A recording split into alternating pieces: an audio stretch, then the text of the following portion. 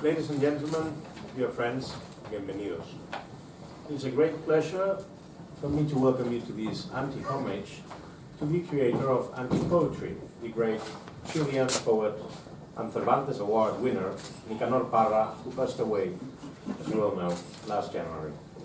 He was the eldest of an authentic dynasty of artists that includes his sister Violeta Parra.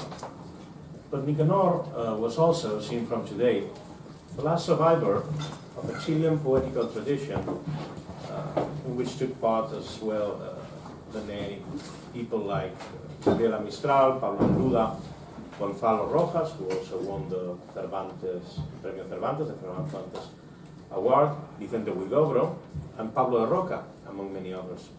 That is why this evening, along with Parra, we are celebrating Chilean literature as a whole, together with our friends from the Chilean Embassy, represented here by Cultural Attaché Catalina Herrera.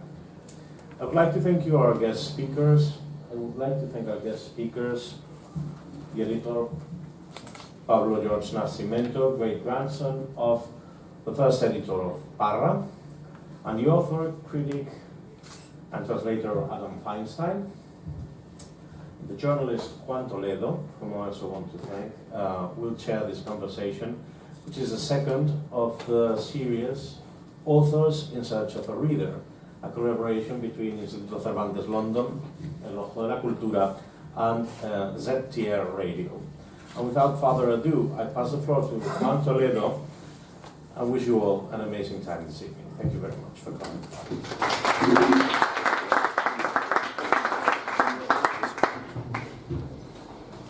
Señores y señoras, esta es nuestra última palabra.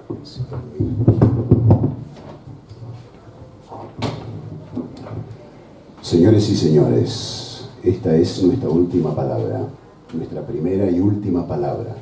Los poetas bajaron del Olimpo. Para nuestros mayores, la poesía fue un objeto de lujo, pero para nosotros es un artículo de primera necesidad. No podemos vivir sin poesía.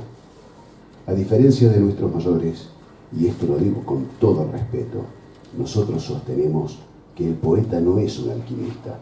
El poeta es un hombre como todos, un albañil que construye su muro, un constructor de puertas y ventanas. Nosotros conversamos en el lenguaje de todos los días, no creemos en signos cabalísticos. Además, una cosa, el poeta está ahí, para que el árbol no crezca torcido. Este es nuestro mensaje. Nosotros denunciamos al poeta de Miurgo, al poeta barata, al poeta ratón de biblioteca. Todos estos señores, y esto lo digo con mucho respeto, deben ser procesados y juzgados por construir castillos en el aire, por malgastar el tiempo y el espacio, redactando sonetos a la luna, por agrupar palabras al azar, a la última moda de París. Para nosotros no. El pensamiento no nace en la boca, nace en el corazón del corazón. Nosotros repudiamos la poesía de gafas oscuras, la poesía de capa y espada, la poesía de sombrero alón. Propiciamos, en cambio, la poesía ojo desnudo, la poesía pecho descubierto, la poesía cabeza desnuda. No creemos en ninfas ni tritones. La poesía tiene que ser esto, una muchacha rodeada de espigas, o no ser absolutamente nada. Ahora bien, en el plano político, ellos, nuestros abuelos inmediatos, nuestros buenos abuelos inmediatos, se retractaron y se dispersaron al pasar por el prisma de cristal. Unos pocos se hicieron comunistas. Yo no sé si lo fueron realmente. Supongamos que fueron comunistas. Lo que sé es una cosa, que no fueron poetas populares, fueron unos reverendos poetas burgueses. Hay que decir las cosas como son. Solo uno que otro supo llegar al corazón del pueblo. Cada vez que pudieron, se declararon de palabra y de hecho contra la poesía dirigida, contra la poesía del presente, contra la poesía proletaria. Aceptemos que fueron comunistas, pero la poesía fue un desastre. Surrealismo de segunda mano, decadentismo de tercera mano, tablas viejas devueltas por el mar, poesía adjetiva, poesía nasal y gutural, poesía arbitraria, poesía copiada de los libros, poesía basada en la revolución de la palabra, en circunstancias de que se debe fundarse en la revolución de las ideas, poesía de círculo vicioso para media docena de elegidos. Libertad absoluta de expresión. Hoy nos hacemos cruces preguntando, ¿para qué escribirían esas cosas? ¿Para asustar al pequeño burgués? Tiempo perdido miserablemente. El pequeño burgués no reacciona, sino cuando se trata del estómago. ¿Qué lo van a asustar con poesías? La situación es esta. Mientras ellos estaban por una poesía del crepúsculo, por una poesía de la noche, nosotros propugnamos la poesía del amanecer. Este es nuestro mensaje. Los resplandores de la poesía deben llegar a todos por igual. La poesía alcanza para todos. Nada más, compañeros. Nosotros condenamos, y esto lo digo con respeto, la poesía de pequeño Dios, la poesía de vaca sagrada, la poesía de toro furioso. Contra la poesía de las nubes, nosotros oponemos la poesía de la tierra firme, cabeza fría, corazón caliente. Somos tierra firmistas decididos. Contra la poesía de café, la poesía de la naturaleza, contra la poesía de salón, la poesía de la plaza pública, la poesía de protesta social. Los poetas bajaron del Olimpo.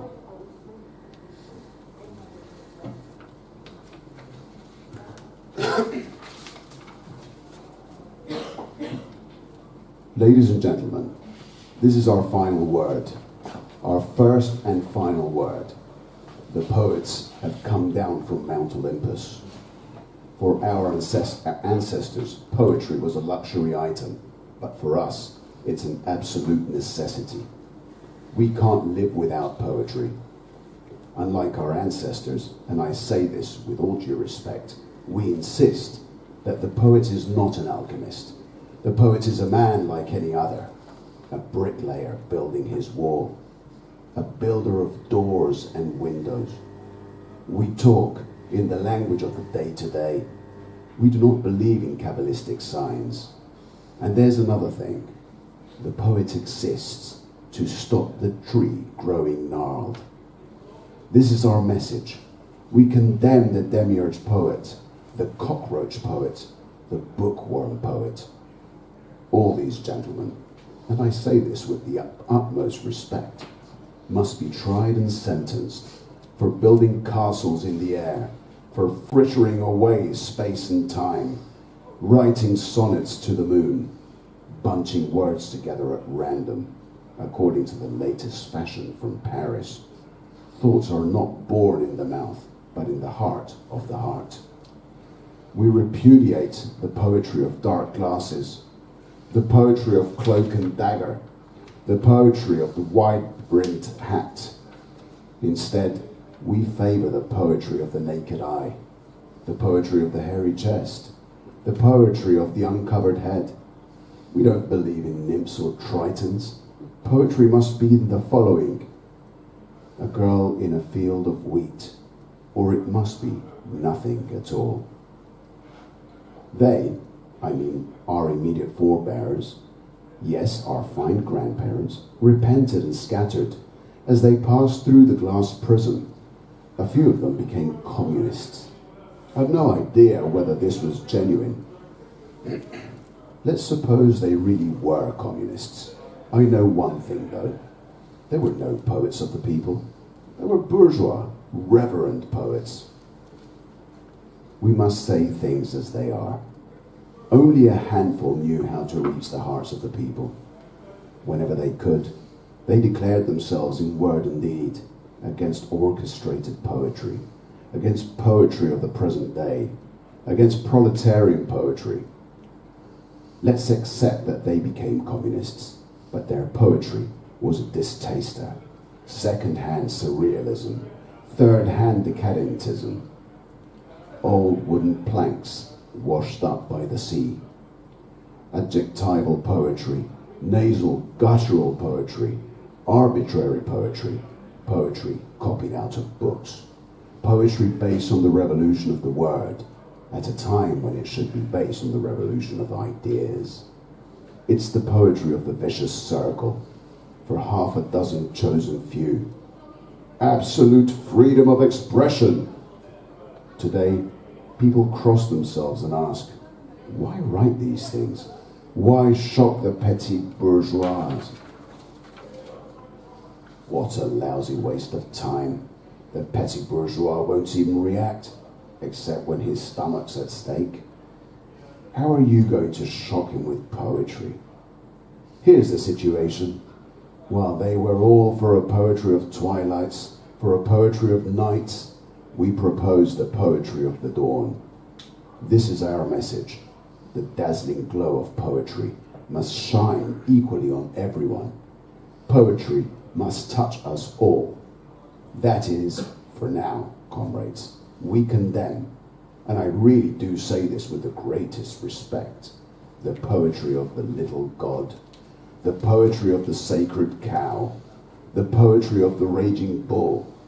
To the poetry of clouds, our answer is this, the poetry of terra firma, cold head, warm heart. We are determined land dwellers. To the coffee house poetry, we respond with the poetry of nature. To the poetry of the salons, we reply with the poetry of the public square, the poetry of social protest. The poets have come down from Mount Olympus. And that was translated by the magnificent Adam Feinstein. I believe this afternoon.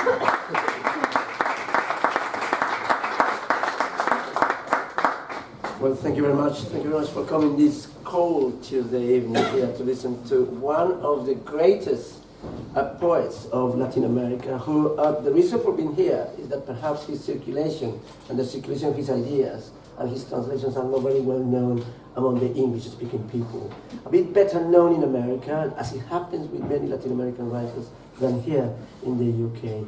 Thank you very much for Pablo Nascimento, who is the great-grandson of Carlos Nascimento, who was the publisher of three major writers, Gabriela Mistral, Pablo Neruda, and obviously Nicanor Parra.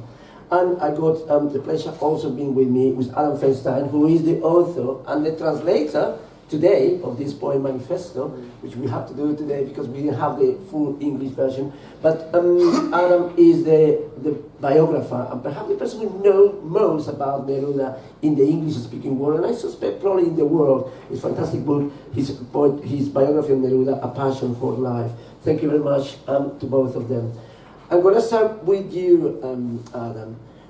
Anti-poetry, and very difficult definition, but let's try to get a bit of a definition here, because even Parra wrote about it, and he speculated in many ways, in many dispersed poems here and there, even in poems like this in 1969 from Obra Gruesa. Anti-poetry, is anti-poetry first and most a reaction to the poetry of Pablo Neruda? Yes, I would say. There's a short answer to that. It was an answer to all poets who Parra considered were not writing, not speaking in the language of the people. But I have to point out that the term anti-poetry was used a lot earlier. I know no one realizes this. 19th century. De Tocqueville, the French historian, used the word anti-poetic, using it in a very different way. He was using it to mean, actually, it had a negative connotation. He was using it for the flowery, the language that emerged in democracies is a bizarre thing. So it meant something very different in the 19th century, at least to Tocqueville. When Parra came to write. I mean, you have to remember that Parra is a great lyrical poet as well. He started writing lyrical before the Poemas and Antipoemas in 1954. He was capable, and after, of course, he was very capable of the most beautiful lyrical poetry which sang. So when I was in Oxford a couple of weeks ago, March the 6th, and heard Jorge Edwards was the great friend of Neruda and the second in command of the Neruda's at the embassy in Paris when Neruda was ambassador. He said, Neruda canta y Parra cuenta. Neruda sings, Parra tells stories. That's okay, but he's ignoring a whole section of Parra's poetry, a whole section where he can sing, and very much does. In fact, even in some of the, I would argue, in some of the anti-poemas he can sing, even if he doesn't mean to be doing it. But actually it was a movement he wanted to bring, as he said in the manifesto, the poet down from his the Olympic mountain where the grandiloquence of Neruda, of course.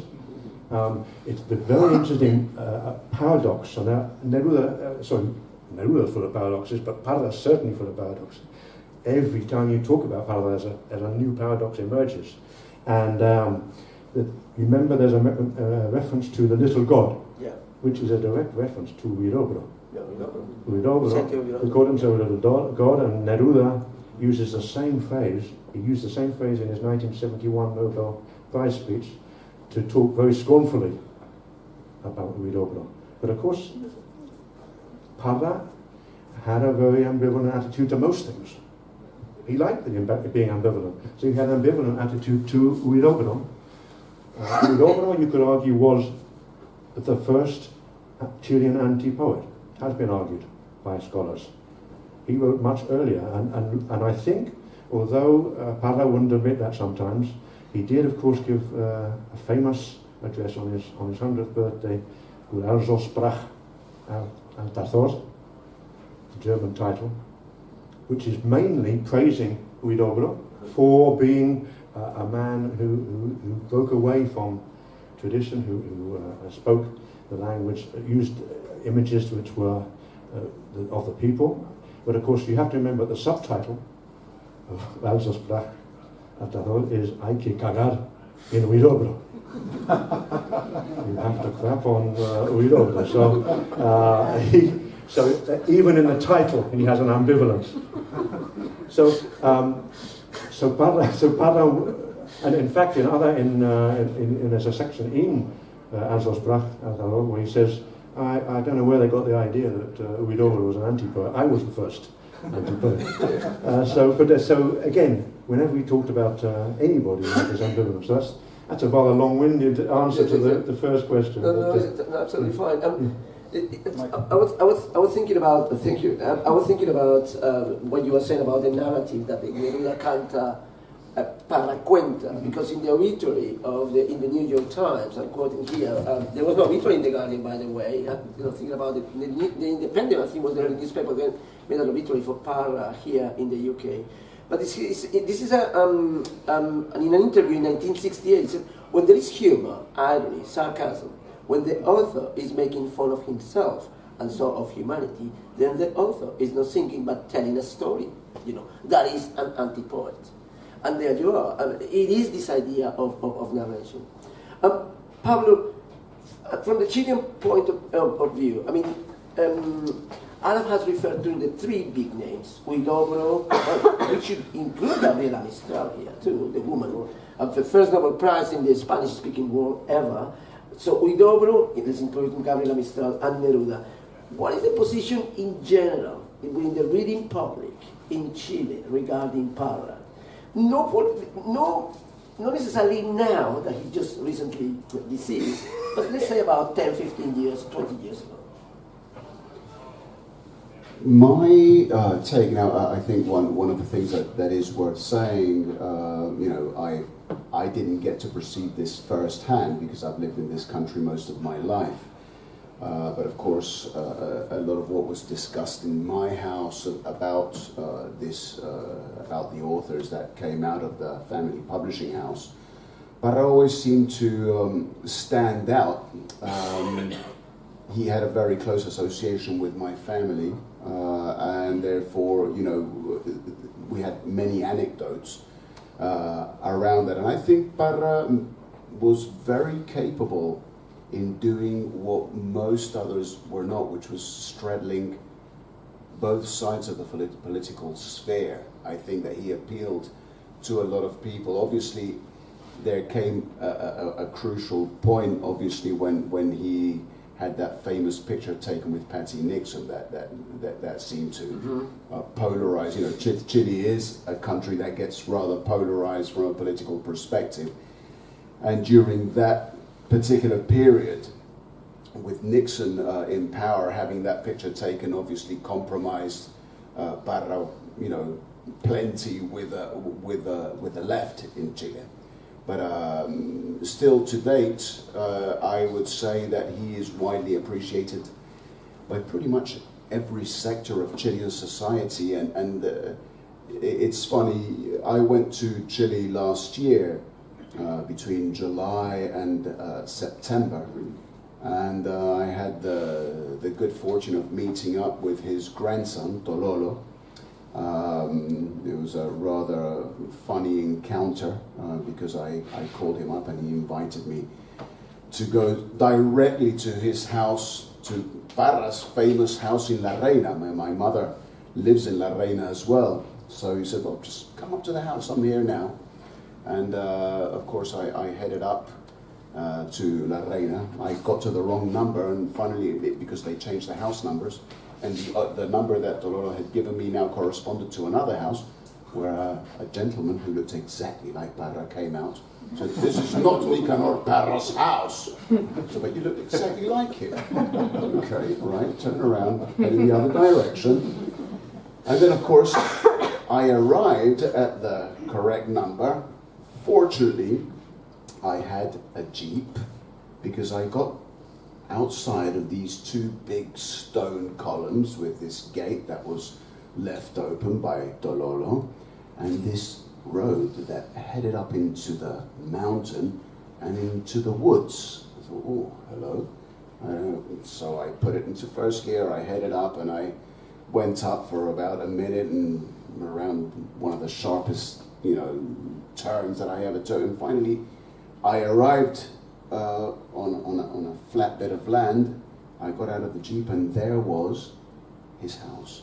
There was that house that I had always heard about. And of course I walked up close. There was no doorbell. I couldn't see anyone. And I started circling around the house, and I could see lights on inside, and I kept on knocking. But I was overcome by this eerie feeling. I thought, God, this looks remarkably like the Addams family house. Is there anybody here? And or are they going to pounce on me? And so I walked around, and I could see lots of books inside, and it's all made of wood, beautiful house. And when I finally realized there was no one there, it got even more scary. And then I looked up, and amongst the trees further up the hill, I could see another house, which reminded me of the house in A Clockwork Orange. So it was getting better and better. And I climbed up that hill, and finally, you know, I looked through this house, and there was all glasses, and finally I saw Tololo on the other side. You know, he opened the door for me, and he was there talking to another two girls. And it was a very, very strange encounter for me, frankly. You know, here was the grandson of this writer, and here I was, the grandson of his publisher, and we were having this meeting. I think we both felt a bit like, you know, looking into each other's eyes, that we were sort of mutually sort of amused, amazed. You know, it was this somehow a curious meeting. And of course, through this research and through this meeting, of course, I started to lift the lid on a lot of the writers from Chile. And of course, there was a lot of animosity amongst lots of them. You know, a lot of them would admire each other, but simultaneously they would pour scorn on one another. So I think Parra didn't really mind the scorn. In fact, it gives me an impression that he sort of thrived on this. It motivated him. So that, I think, created a sort of amusement in the Chilean people, that he somehow managed to rise above this, and that appeal gave him a much wider acceptance across the political divide, if you will, of the people who read in Chile, who are generally intellectuals or very educated right-wing people. Yeah, excellent. And what Adam said, that the Parra thrive on ambivalence, because fundamentally we could say that he's an anarchist. Politically, he would like to present himself as an anarchist. And let's talk about part of his poetry, but he's a remarkable human being from any perspective. He's born in 1914, a year which saw the birth of Julio Cortázar, Bioy Casares, Dylan Thomas, William Burroughs. So he's that generation. Octavio Paz was also born in 1914, another great Latin American poet. But also he is by trade a physicist, a scientist, and in fact he carries on teaching at the university in Santiago and writing poetry because something else. It's like a hobby. But I want to ask you about this, Adam. What about the impact of scientific knowledge into his poetry? That's a very good question, Juan. In fact, it comes back to the paradoxes of Parra's poetry. Because if you look at what the greatness of Parra was, that he knew the rules, he knew the laws. He knew the laws of the world, he knew the laws of poetry, and then he broke them.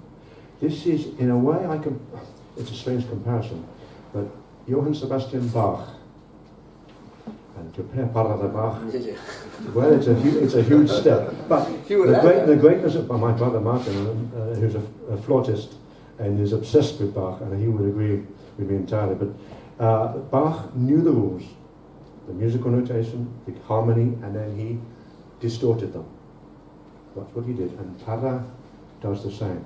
So, for instance, going back to Huidobro for a minute, Huidobro had a line in a poem in the 1920s where he talks about the horse getting bigger as it moved away. Completely paradoxical. Parra loved that. He loved the idea of a horse moving away and getting bigger. He knew it wasn't right, he knew it didn't make sense physically, but because he knew the physical laws, he could adapt and distort. So I think his knowledge of science brought an extra layer. It brought a distance, but it also brought a kind of detachment, ironic, Anglo-Saxon, some would argue, an Anglo-Saxon ironic detachment, which makes him so funny, so witty, so enjoyable to read. He would love it to be here him saying that, because that was the thing that he thought was missing from Neruda. We'll come to Neruda in a minute, obviously. But so I think the paradox of being a scientist and a great poet, in a way, it's not that much of a paradox. He wouldn't have considered it a paradox, because the one fed into the other. He found science poetic, and he found poetry, the science of poetry, remarkable as well. So that's my answer to that, I think. Yes. Yeah, and a paradox extends to everything, not only in the way he writes poetry, but also his political views and the answers he used to give, to questions in public and stuff. Now, he produces that makes it famous. Poemas, Antipoemas, this is my version from Cátedra. It's this small. You can read this book in 2 hours. And it became famous immediately. It was famous in the year of 1954, the year that Odas Elementales was produced. Now, your great-grandfather publishes Parra.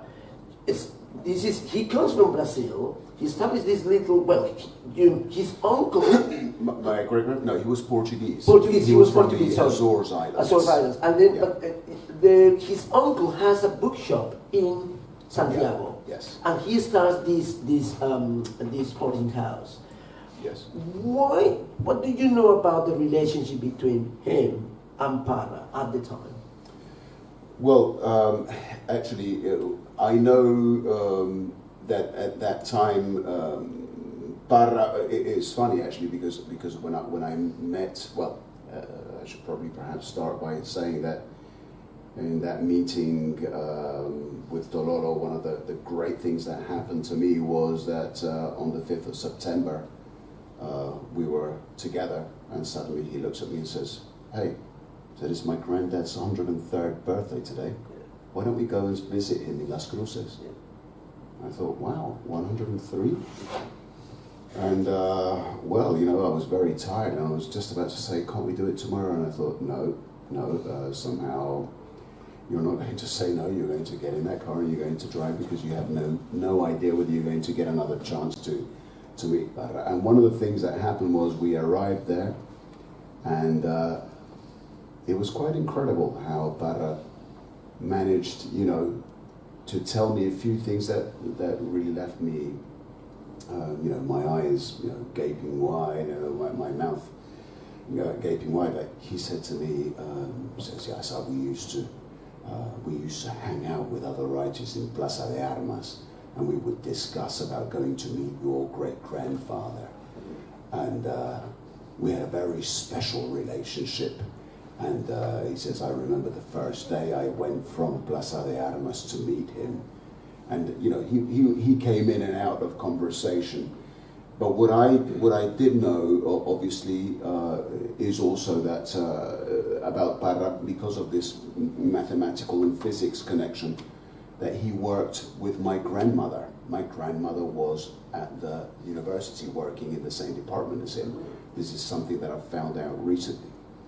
And you know, and that he sort of balanced, you know, this crazy poetic world with his scientific world, and he had this tendency that he had also in Oxford. You know, that in Oxford, when he came to the UK, to Oxford to do his postgrad in cosmology, he came here to study. You know, to do that in the realm of physics, but fell in love with Shakespeare and forgot to attend lectures. And he was so absorbed in this poetic world that sometimes, you know, it would sort of take him away from reality. And I think that perhaps there were a few instances vis-a-vis that relationship where, like many other crazy poets, you know, my great-grandfather was a very stern, reserved Portuguese man who had immigrated to Chile, and you know, he didn't take holidays.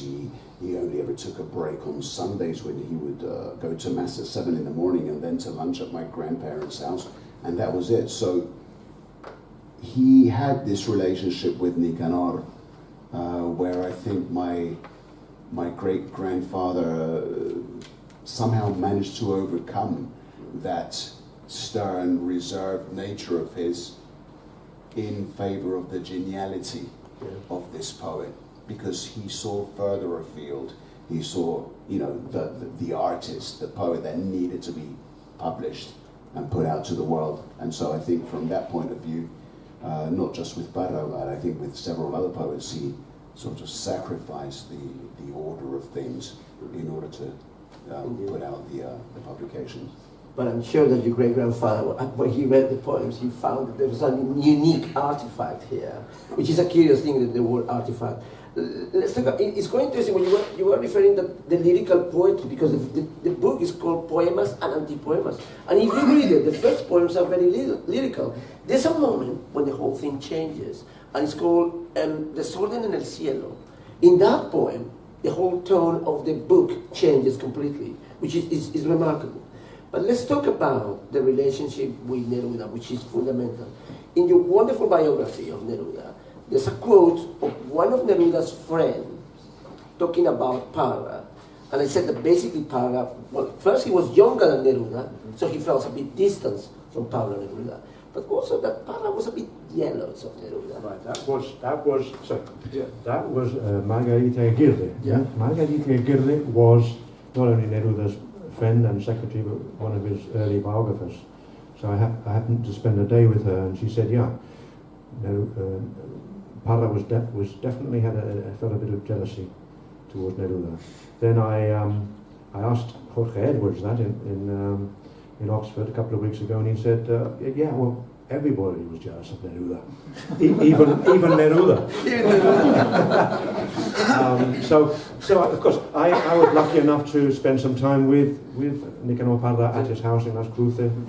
We talked about lots of things. Of course, I brought up the relationship with Neruda. How could I not?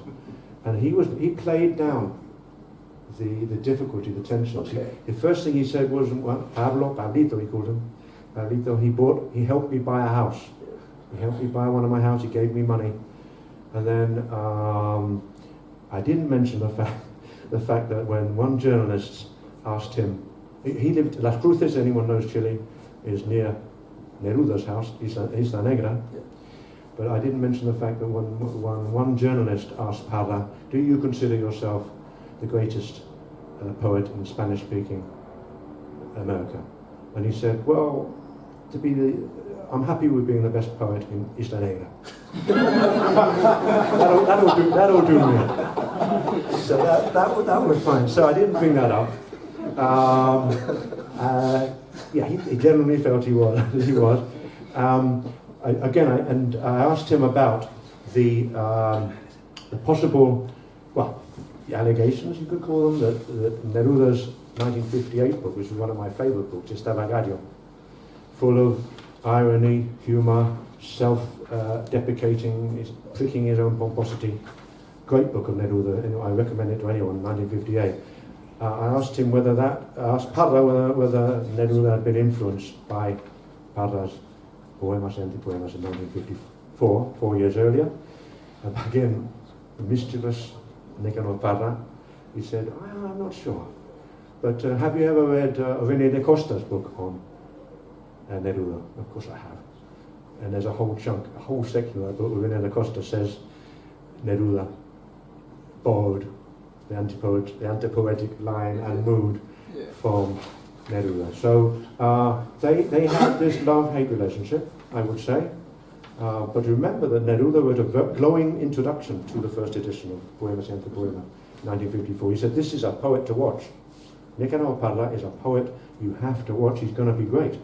You know, there was no jealousy on Neruda's part, certainly when he wrote that introduction.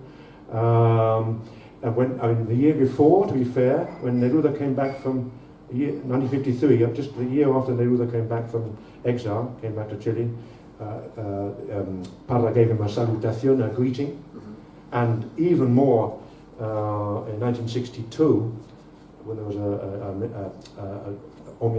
homage to Neruda at the Universidad de Chile, and I've got the quote from, a wonderful quote from Nicanor Parra, defending Neruda from the attack, the criticism that he's an uneven and irregular poet. Canto General. Especially Canto General, but I think that when you're talking in general, he said, for some demanding readers, Parra told his audience, the Canto General is an uneven work. Well, demanding readers, the Andes themselves are also uneven work. Beautiful quote. Typical Parra, witty, inventive, but also very generous to a man who he was having problems with. The tensions, I would say, they started, and I think we're going to read a poem in a minute, because it probably began with a misunderstanding surrounding a poetry anthology published by an Argentinian publisher actually called Violeta, and Neruda wrote a letter to Margarita Aguirre in 1966, and he claimed that Parra had blocked Neruda's participation in this anthology. I really doubt that's true. I cannot believe that's true. But in fact, he even alleged Neruda that Parra had stopped speaking to him at that point. You know, it's strange actually how anthologies have been at the heart of some of Neruda's greatest literary quarrels. He broke with Octavio Paz for something very similar, apart from the political differences between them. Anyway, that same year, 1966, Neruda wrote a poem about the incident. It's a delightful poem called Una corbata para Nicanor, a tie for Nicanor. I think it would be a good time to hear that poem in the original and then in my translation. Indeed, yes, in your own translation, Adam. But just before that, a very interesting point, because it's not ever mentioned. Absolutely right about how Neruda influenced Nicanor Parra, but then how Parra and his anti-poetry also affected some of Neruda's writing, posterior writing. And if things like Residencia en la Tierra has elements of anti-poetry already from Parra. Yeah, but Residencia was much earlier. Yeah, Residencia was in 1935. Yeah. So that's my argument against the fact that Neruda took his anti-poetry from Parra. Because he used that colloquial register much earlier. There's a poem, wonderful poem in Residencia en la Tierra, Residence on Earth, 1935, called Ritual de mis piernas, ritual of my legs, where he looks down at his legs and says, whose are those legs? They're ridiculous. And it's actually got a lot of colloquialism, a lot of talking to the audience, directly to the audience, much more. He was doing that in 35, so so I think that he came, you could argue he came first in that way. Most of the poems of Residence on Earth are not. They're hermetic, and I would say the typical grandiloquence that Parra turned against.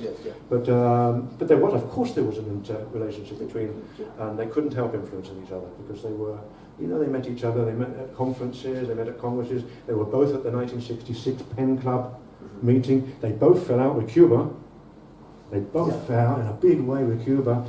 As Pablo already mentioned, in 1970, the tea that Parra took with Pat Nixon. Parra always said that was pure chance. Yeah. He was going around the gallery, and Pat Nixon's wife just happened to be there, and she waved him over for a cup of tea. But the Cubans did not like that. And Neruda, of course, when taking part in 4 years earlier in the Pen Club in New York, and then having tea with, again, a tea. Tea is the catalyst for these problems with Belaúnde Terry on his way back in Lima. So they both had very similar trajectories in some strange ways. I think there was a lot of admiration, as Pablo again said, as well as these tensions, which there was envy, there was definitely envy, but they're such different poets in a lot of ways that we can survive with both of them. We need both Nicanor Parra and Pablo Neruda on this planet. So we need them both. We need to be able to read both of them, and I do all the time with enormous pleasure. Yeah, good. Well, we're going to hear translations by Adam. The poem that Pablo Neruda wrote for Nicanor Parra was Una Corbata para Nicanor Parra, which the original poem has this sort of kind of the shape of a tie. It's shaped like a tie. Yeah, tie. It's written like a tie. Yeah. The shape of the lines, they're all short lines. But and I should say he didn't want that. He turned against his own poem, Neruda.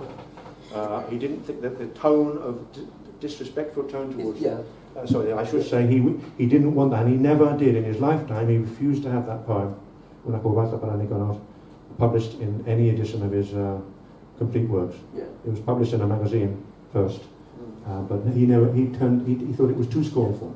The tone wasn't right. Yeah, exactly. He didn't like the tone. But you can judge by yourself. Yeah. So here is Una Corbata para Nicanor. By Neruda. No solo tiene uvas esta parra de Parra, sino frutos mentales, higos rugosos como reflexiones, espigas espinudas o nueces encefálicas. Así es la parra del poeta Parra. Él hace vino de estos frutos brutales que brotan de su propia parra, o de la burla que se hace racimo, o de la bofetada que es un súbito fruto del parrón o parral. Y si por azar, puro, o por predilección queda algún ojo en tinta, Nicanor Parra escribe con tinta de ojo en tinta. Este es el hombre que derrotó al suspiro y es muy capaz de encabezar la decapitación del suspirante.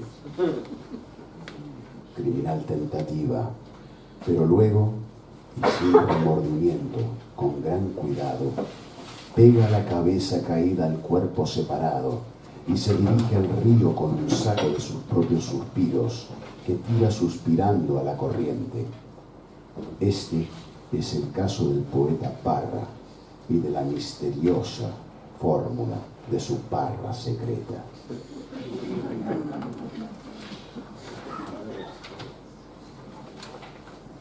Translation by the wonderful Adam Feinstein. Did this one come off the press this afternoon? Or? No, that was... a whole 2 days ago. Oh, fantastic. He does this in his sleep, by the way. A tie for Nicanor. This Parra vine comes bearing not just grapes, but fruit of the mind. Figs as wrinkled as reflections, prickly sprigs of wheat or encephalic nuts. That's the vine of the poet Parra. He makes wine from the brutal fruit which springs out of his own vine, or from the mockery that comes in clusters, or from the sudden slap of fruit from his vine or vineyard. And if by pure chance or by predilection there's an eye left in the ink, Nicanor Parra writes with that inky eye from the ink. This is the man who killed off the sigh, and he's just as capable of commanding the decapitation of the man behind the sigh. What a criminal endeavor. But then, without the slightest remorse, and with the greatest care, he fastens the fallen head back onto the body, and heads down to the river with a sack of his very own sides, which he tosses into the current with another sigh. So that's the poet Parra, and the mysterious formula for his secret vine. Thank you very much, Pablo. I should just point out a linguistic coincidence. Neruda was born in a central town of Chile, the winemaking district called Parral. Nobody's pointed, I don't think anyone's pointed this out, I haven't seen. He was born in Parral, so that's why he loves using that word Parral, Parrón. It's an amazing thing. And just listening to the wonderful reading by Pablo, I just think about what happened is, I don't know if you both agree with this one. Neruda tries to be funny, something which is very natural to Neruda in his grandiloquence poetry. So he tries to be a little bit like Parra in his humor, sarcasm, irony. And perhaps he didn't find it very natural. I don't know, it's just a hypothesis why he decided just not to publish it. Oh, I see. No, I don't think that's it. No, okay. No, I don't think that's at all, no. In fact, Neruda in private was an incredibly funny man. He was very shy, but he had a very, very well-developed sense of humour. Okay. Quite coarse sometimes, quite vulgar, but I mean, some of the jokes that his friends told me in Chile, I could not possibly repeat in this esteemed, respectable company that I have here. But no, he I mean, as I said, Ritual in his Pierna, Ritual of my, which is back in 1935, even earlier he wrote extremely funny. It is true that 1958, this book that I love so much, is almost every poem is full of this new kind of humour. Who knows, he may have caught the spark from Parra. I'm not denying that. I'm not denying that. But, I mean, but the last section he reverts back, from he reverts back to lyricism. But of course, as you said, Juan, some of the poemas are very lyrical. Very lyrical, yes. I mean, Parra himself said he claimed to have delayed the publication of the poemas Antipoemas in 1954 because of the sheer weight of the shadow of Neruda over not just him but all poets trying to write poetry. He accepted that. In fact, he said, just the way that physicists use the Newton as a measure, so poets use a Neruda as a way of measuring. And so he delayed for quite a while before he brought it out. One thing that we got to be one thing I think that one thing that is also worth mentioning regarding that the humor element is that it is pretty intrinsic, I would say, to Chilean culture. From my experience, coming and going from Chile over my lifetime, I think I've always been very much amused at the way that Chileans like to make a joke about anything, and really, and this humor negro also, which sort of came to bear when some Chilean friends of my mother who lived in Sweden told of this other Chilean guy who lived in the same tower block above them, who jumped from the 10th floor and They called him El Condor Pasa. He survived. I saw him go, oh, there goes Gonzalez. Or another guy who attempted suicide by sticking his head in the oven, and they called him Cabeza de Torta. So it really is, I think, intrinsic to the culture itself. It's a bit like in the UK, sarcasm. It's intrinsic, and there are very many similarities actually between British and Chilean culture in that respect, I would say. In fact, I was just asked that by a Chilean journalist who's interviewed me just before I came here. What is it about Chile? What is it? Is there an Anglo-Saxon feel? Yes. As I said before, there were. Another thing I should mention that they have in common, Parra and Neruda, is they both translated a play by Shakespeare. Yeah, indeed. I forgot. Pablo mentioned about Shakespeare, yes. Translated Shakespeare. Of course, Neruda translated Romeo and Juliet, which is the great love play, and that makes sense, but Neruda, the great love poet. And King Lear is a tremendous translation by Nicanor Parra. In fact, when I met him at Las Cruces, he suddenly said, we're talking about anti-poetry, and he suddenly said, look at Shakespeare, Adam. La poesía está en el diálogo. Poetry's in the dialogue. And then he started reciting from memory in English huge chunks of the dialogue. And he said, listen to the rhythm. The rhythm. Can't you hear the poetry in that? But he found the poetry in the everyday speech. I think perhaps you could argue Neruda didn't see that in Shakespeare. It's a very good, Neruda's translation of Romeo and Juliet is actually very good as well. But maybe he didn't see that side, the beauty of colloquialism, I would say. I'd say also, I think that Nicanor was perhaps more in touch with Anglo-Saxon culture than Neruda. He studied here at Oxford, cosmology, and he studied in the United States too. But I didn't know about Neruda's translations of Romeo and Juliet, but I knew about Parra's translation of King Lear, which is interesting. But because we're going to run out of time, I want to play a video clip for everybody to see Parra's, and this is an interesting video clip because it was filmed in 1977. And here what we can see is Parra living under the dictatorship of Pinochet, Augusto Pinochet. So he's a writer who is basically facing the censorship of Pinochet regime. But look what he says, and hopefully the subtitles might work, let's hope. But listen to this, a very short video clip. Y ahora con ustedes, nuestro Señor Jesucristo en persona, que después de 1977 años de religioso silencio, ha accedido gentilmente a concurrir a nuestro programa gigante de Semana Santa para hacer la delicia del público con sus ocurrencias sabias y oportunas. Nuestro Señor Jesucristo no necesita presentación. Es conocido en el mundo entero. Basta recordar aquella memorable muerte en la cruz, seguida de una resurrección no menos espectacular. Un aplauso para nuestro Señor Jesucristo.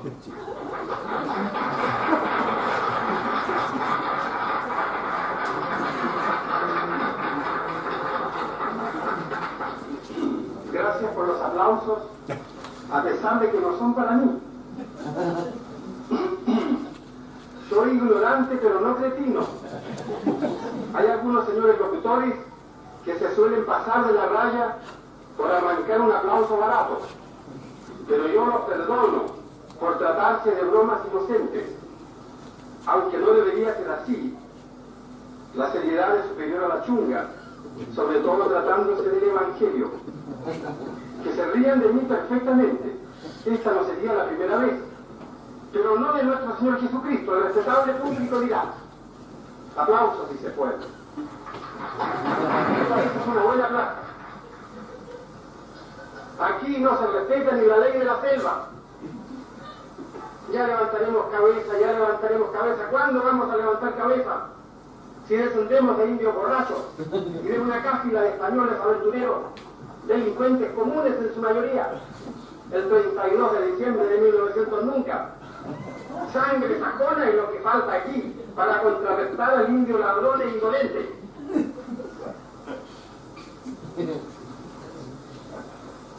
Y estos son los desafíos del Cristo de Elqui. Que levanten la mano los valientes. que nadie se atreve a tomarse una copa de agua bendita.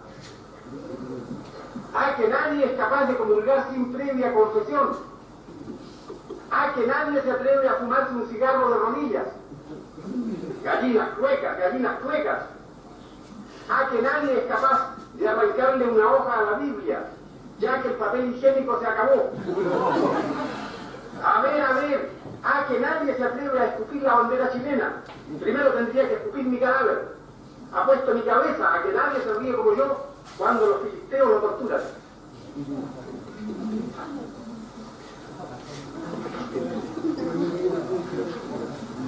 Cuando los españoles llegaron a Chile, se encontraron con la sorpresa de que aquí no había oro ni plata.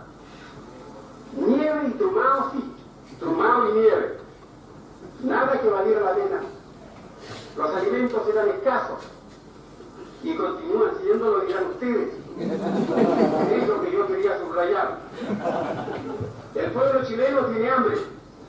Sé que por pronunciar esta frase puedo ir a parar a Pisagua, pero el incorruptible Cristo de Elqui no puede tener otra razón de ser que la verdad. El general Ibáñez me perdone. En Chile no se respetan los derechos humanos. Aquí no existe libertad de prensa. Aquí mandan los multimillonarios. El gallinero está a cargo del zorro. Claro que yo les voy a pedir que me digan en qué país se respetan los derechos humanos.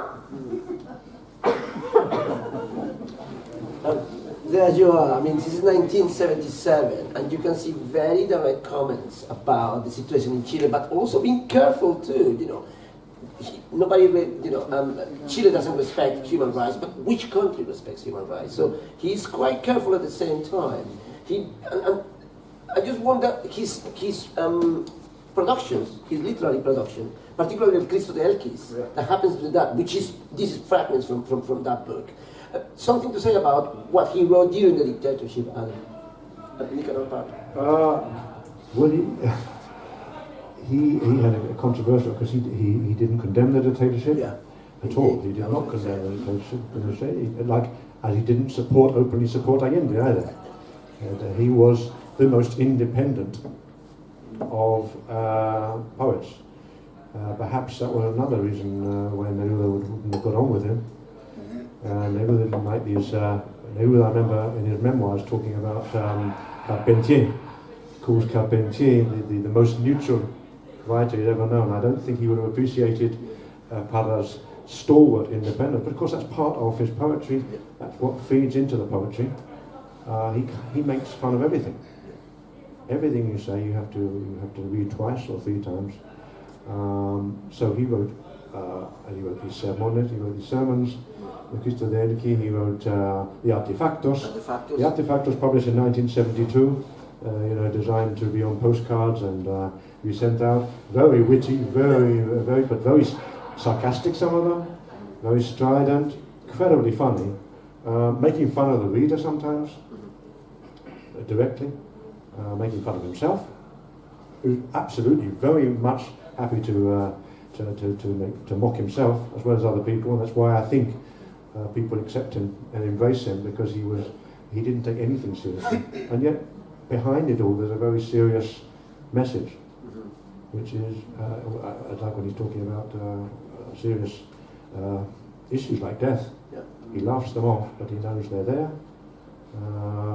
and his way of dealing with the mortality, dealing with the serious issues, is to make fun, is to laugh. That's the central tone, but there's a seriousness.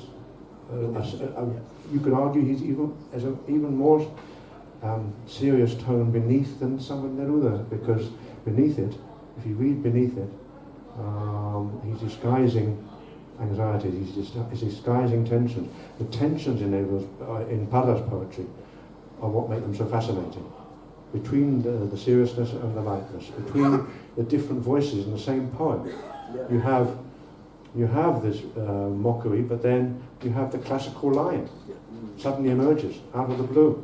He knew all about tradition, as I said before about the physical laws of nature. He knew again very. He was a wide reader. If you look at the library, he gave away a lot of his books, or they're not there in his houses anymore. But if you look forward, he was incredibly broad reader of poetry, novel fiction, and he knew exactly what made a great poet. The classical tradition, he was happy to follow and then bend it. And so you have the tension between those two voices, the classical and the modernist or the postmodernist. And that's what makes him a unique voice. He really is. There is no one else like Parra in that way, and I'm glad we have so much of him.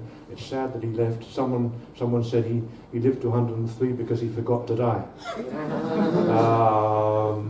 I know you're still driving his Volkswagen back to 100, over 100, I think, which I'm not sure how safe that was for him or for anyone else on the roads. That's the thing. He kept writing to the end, thinking to the end, making fun to the end. He was incredible, unique voice, and I'm glad we've been here to celebrate this wonderful poet. Yes, indeed. Thank you. Yes, just a final question for Pablo, just before we just move on to kind of opening to the public, and we have another reading, also a surprise reading, and it's that I absolutely agree. I mean, and you could see it in these poems how it's contrast these ideas, something very, very banal and a kind of almost like a cheap joke, and then something very profound. Even with the same poem, you have this very kind of disjointed, almost images that creates. But that's the thing about the beauty of his poetry. He always leaves you with images that you didn't have. Look, nobody will dare to smoke a cigar on his knees. I mean, I never heard that line like that. And Parra is very unique in that sense. Not even very unique in almost any language. Not only Spanish. I think it's very unique in almost any language. Yeah, sure. But Pablo, a final question for you. The whole notion of Nicanor during the dictatorship. How is perceived him? I mean, as a sort of political animal in inverted commas in Chile, because he is very difficult to categorize, almost impossible, because of his kind of contrasting views and almost anarchic views. But has anybody attempted any kind of categorization in Chile about his politics? I think you can't really escape categorization in Chile, because I think that is a Chilean speciality, and everybody has a sort of uncanny ability to categorize just about anything. I think I mean, there have been several people who have written a lot about him, but I would say that one of the things that would definitely stand him out, in my view, was the courage he had to face down, anyone that went from perhaps his own, some of his own family members to people who were in power. He wasn't scared. He said what he thought, and he wasn't trying to please the right, and he wasn't trying to please the left. He was really just trying to portray what he thought, and I would say that in a country like Chile, that is dangerous. In fact, he spent a long time in self-imposed exile up in his house in La Reina. So I would say that what is curious is that, when talking to his grandson Tololo, that he pointed out to me that, for example, for all his birthdays, irrespective of whoever was in the president's seat, that president would call him "Happy Birthday, Nicanor." Michelle Bachelet turned up to his 100th birthday. Sebastián Piñera also, went to celebrate him, and so he somehow was shunned by everybody, but loved by everybody, and that's very odd. It's very odd. There are very few people who manage to straddle, both sides of that sort of sphere. Geniuses. I mean, I've worked a lot in music, so two that spring to mind immediately are, Paco de Lucia and Astor Piazzolla. Who, they went against one against the flamenco tradition and the traditional flamencos. You can't touch traditional flamenco.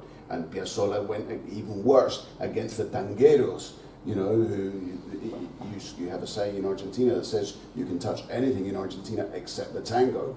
And both of these guys suffered, but in the end, their creation was made through such genius that they gained that acceptance. And I think that that's what Nicanor did in Chile, where I think it's even more difficult to straddle both sides of the political spectrum or the intellectual spectrum and gain acceptance. Excellent. And also, you remind me, Pablo, that what you said about his family, of the incident with the son of Violeta Parra, with his sister. For those who don't know, Parra belongs to a major cultural dynasty in Chile, the Parra family. Violeta Parra, for anybody who knows Latin America, was an icon of the left because of the political songs, La Canción Protesta, which was very, very popular in the 70s in Latin America, particularly talking about revolution. In Chile has two of the major songwriters, Victor Jara, who was killed by the dictatorship of Pinochet, and Violeta Parra, who committed suicide in 1977, I believe. And because Parra distanced himself from Allende, Violeta, his own nephew, basically also kind of publicly distanced himself from Parra. Yes. Yeah, I talk about Yeah. Ange Parra, Ange Violeta's Parra, son, yes, of course they did. Yeah, they did. Yeah, That was a problem. That was a problem. Violeta actually visited Nicanor the day before she decided to commit suicide, which is a strange thought, the very day before, it's quite eerie when you think about it. But I think we are going to finish with a little treat for you. And as it happens, we have been mentioned about Tololo, who is a grandson of Nicanor Parra. It's Cristobal Ugarte, who's here with us. And please put your hands together for him. And he's going to read.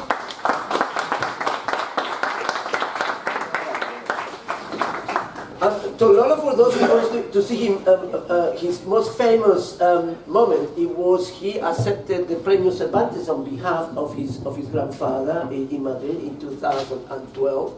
And he's going to read the only poem that Nicanor Parra wrote in English, which is called Warning. Warning, yes. In case of fire, don't use elevators. Use stairways unless otherwise instructed. No smoking, no littering, no shooting. No radio playing unless otherwise instructed. Please flush toilet after each use, except when train is standing at station. Be thoughtful of the next passenger. Onward, Christian soldiers, workers of the world, unite. We have nothing to lose but our life. Glory to the Father, and to the Son, and to the Holy Ghost, unless otherwise instructed.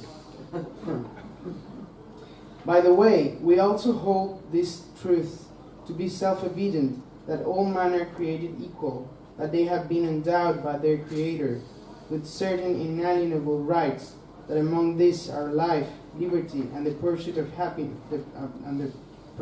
happiness, and last but not least, that 2 + 2 makes 4, unless otherwise instructed.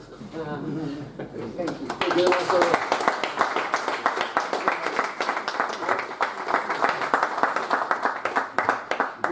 Could continue talking about Parra, almost ad nauseum, but we are going to open questions to the public. Could you please talk to the microphone, because this program is being recorded and it's going to be podcasted. So any questions for my two guests, please feel free. Any questions from anybody? Somebody over there? Oh, thank you. Hola. Thank you so much for everybody on the stage. It was really, really interesting. And also thanks for thanks for everybody that participated. I just had a question for whoever wants to answer it, really. It's when you think about Parra's poetry and the kind of words that he uses and the kind of language that he uses, which is, in all its complexity, it's quite simple. How does that, I wanted to ask basically, maybe this is one for Adam, about the translation, about how something that is like structured in a specific way and using words that are meant to be understood vastly. How does that impact the translation, and what's your opinion about how that could affect the enjoying of the poetry in English? Well, I better answer that because I've been doing the translation. In fact, I've just come back from a festival in the Lake District in Keswick, Words by the Water, which is a wonderful festival. If anyone's up in the Lake District, about that time you should go. And I gave a talk on translating Neruda. And actually, I would argue it is much harder to translate Neruda because of the meaning is so difficult. Translators always have to walk the tightrope between capturing the meaning of the poem, original poem, and the sounds, the music. Now, on the whole, Parra's poems are not meant to sing. He didn't want them to sing, or the anti-poems anyway. So you don't have as much problem with trying to capture the music. But you do. I'm not trying to make it out that they don't sing. They do. I think Neruda and Parra both wrote very musical, lyrical poetry, and you have to capture that. But I think actually there's not actually that much problem capturing in English the colloquialisms of Parra's poetry. I think that's not. I don't find that so tricky. That's colloquialisms by definition are not grandiloquent, they're not obscure, they're not hermetic. There's usually an equivalent. You may have to be a bit free, but actually you don't have to be that free to translate because he's using terms which he wants them to be understandable to all. That was his idea, Parra. Of course, you could argue that he's making fun of the reader because he makes fun of everybody, he makes fun of himself, he makes fun of the reader because he's making it look as though it's easy to write his poetry. It's not. You try writing a great colloquial poem, a poem as if it's read the language of the street. It's very difficult to make it work, to make the rhythm. And when I say it, they don't sing Parra's poems, they have a tremendous rhythm. Remember, he was a great fan of Allen Ginsberg, the beat poet. In fact, Ginsberg stayed in his house. Stayed a few weeks in his house, and they had a wonderful time apparently chatting away. So there's definitely a beat to Parra's poetry, and that you have to capture. That's maybe a bit more tricky because you have to. English is a Germanic language. Spanish is, a Romance language. So the rhythms are not always the same, but you can get around that. I think you can get around that. So that's an interesting question, though. Thank you. Yeah. But can I ask something about it? And it's the experience about you translating today Manifesto and the little conversation we were having today. And it is about perhaps the difficulty might not be in the words themselves, but in what he wants to say. And because he's so contrasting and so ambivalent, sometimes is he talking against something or in favor of something? And that presents a particularly tricky aspect in translating poetry. It is because he is so he's extremely independent. Yeah. So in the same poem, he can swing one way then the other, and then back again, and you don't know who he's talking. In fact, we discussed that today by email. Yeah. There's one line in Manifesto where it isn't clear when you first look at it whether he's against a group of poets or he's praising them, whether he's praising them or he's condemning them. That is tricky. That is tricky, I suppose you have to work through that and find other poems where he's talking about the same thing, or you just guess sometimes, because translation sometimes is guesswork. It may be inspired, it may not be, it may be very uninspired guesswork. You hope, as a translator, that it's inspired, but it isn't always. So you do your best, He's a fascinating poet to translate, because he makes you laugh as you're doing it. And how many poets can you say that? Your translator is laughing out loud as he's sitting down, putting it into English. It's a pleasure. It's a joy to do. But as we said before, there's a darkness, there's a somberness, there's a solemnity even sometimes, which he doesn't want to leak. He doesn't want it to leak out, but it does leak out, and I think it should leak out because it's there. It's because there, and the poet and the translator should make sure that solemnity is there and does, as I say, ooze out at certain lines. And so when I do some more translating, which I hope of Parra, because my gosh, there's a lot more that this hasn't been translated. Yeah, indeed. We'll work on that. Well, we're thinking about it. Talk about it. But I think that these siblings were, they had such genius in them that they all managed to create their own distinctive identity. But undoubtedly, the root was the same. Yes. Yeah. It is a tricky question because what happens with Parra, you got this impression. I mean, he talks about his early influences, Lorca and Huidobro, and then obviously Neruda, definitely. Those three mark him very, very much. But then you got the sense that he moves away from everybody. And you got the sense that when you read the books that he published after 1954, that he is basically on his own. He's basically creating his own stuff. He's not referring to anything. You're not going to say, oh, there's a line here by Borges or there's a line here by whoever. No, not at all. Parra is doing very much a solo act. So, I don't know, the cross-fertilization, so to speak, might come from his being siblings, but not necessarily. It's not so evident in the poetry. But again, extended to anybody else, the poetry of Parra, there's no evidence of any other influence from anybody else. No. Yeah. No, good. Any other question? Well, if there's no other question, we are going to close the evening. I'm going to thank Ignacio Perro, the director of the Instituto Cervantes, for revitalizing.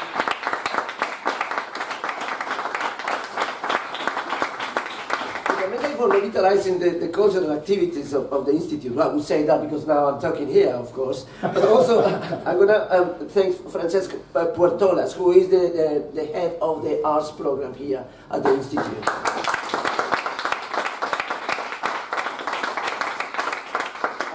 And obviously my guest, Adam Feinstein. Please read his biography of Pablo Neruda. It's a fascinating, brilliant book. Please do it. And also to Pablo Nascimento. And of course, to Cristóbal Ugarte, Tololo, now, honors with his presence here in London just to be for this event. Thank you very much.